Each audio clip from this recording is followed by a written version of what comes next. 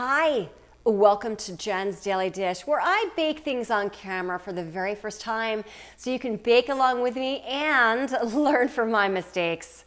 Today we're making grissini, which are those Italian breadsticks you've seen in restaurants. They stand straight up in a cup or a bowl, and they're crunchy and they're thin and they taste delicious. Well, we're gonna make those today, so let's give it a try together.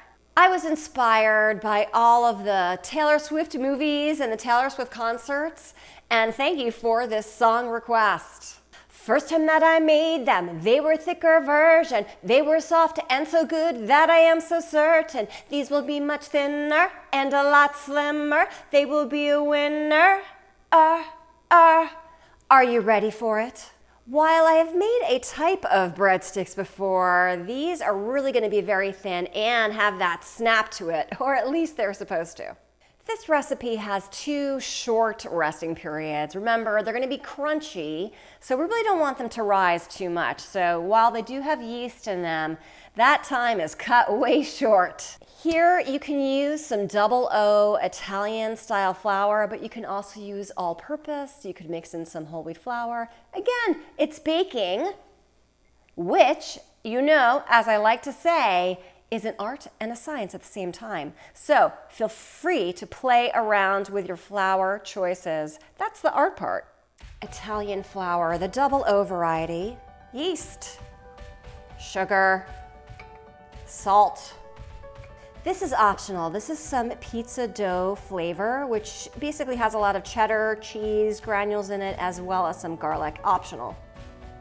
Dry milk, lukewarm water, olive oil, mix together.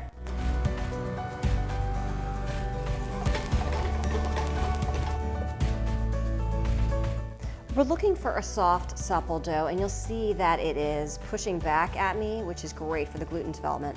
We're gonna go ahead and just knead it a couple times by hand, and then we're gonna divide it in 2. So let's go ahead and do that. Got a lightly greased piece of plastic here, so let's divide this in 2. Doesn't have to be scientific.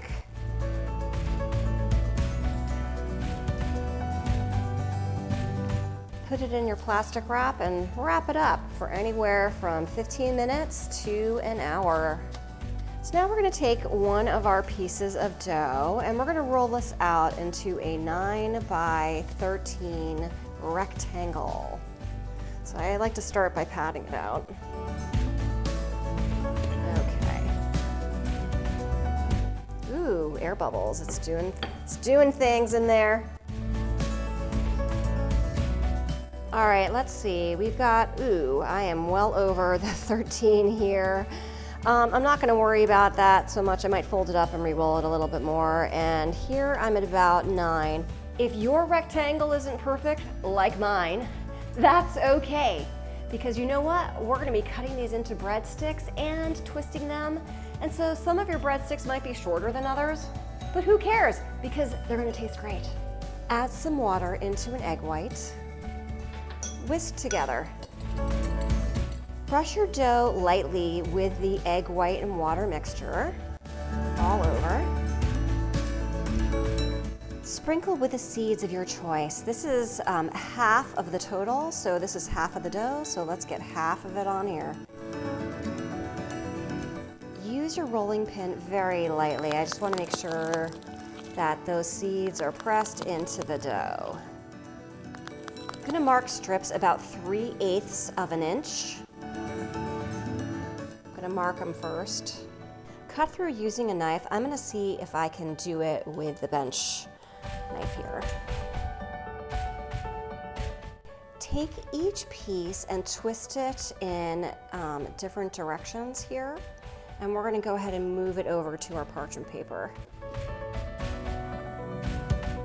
Cover and let rest for 30 to 60 minutes until they are noticeably puffy.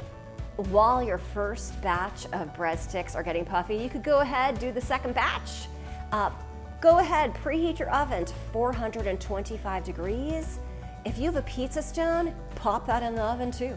into the oven for 12 to 14 minutes. They should be a nice golden brown. If you have a baking stone that's been heating up, go ahead and get the parchment paper directly on top of it. So I'll take the cookie sheet away. That will make the crunchiest of breadsticks. So let's give it a try.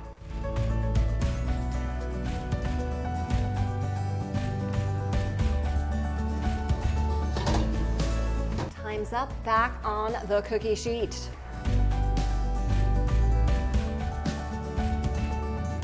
Transfer them to a rack to cool, and then we're gonna eat them. Look at these lovely Grissini breadsticks. They kept their shape of being in that swirl, and they kept the seeds on top. Now let's see if they break. Ooh, it does break. Nice. Let's see if it has a good crunch and flavor, because that's what it's all about. These are great. They have that snap just like Grissini in restaurants have. They're maybe a little thicker. I've seen the ones that are very, very, very thin. Those are not them, but these are equally snappy with a crunch, and the flavor is excellent. You could serve these as a side dish of sorts to replace the bread. You could dip this in cheese, in marinara sauce. Quite frankly, the possibilities are endless here. What you're gonna do with your Grissini, your Italian crispy breadsticks. If I can make Grissini, these Italian breadsticks, for the very first time with you watching me every step of the way, you can too. Don't forget to like, subscribe, share with your family and friends. Keep those song and recipe requests coming. And don't forget to check me out on Instagram for so much more.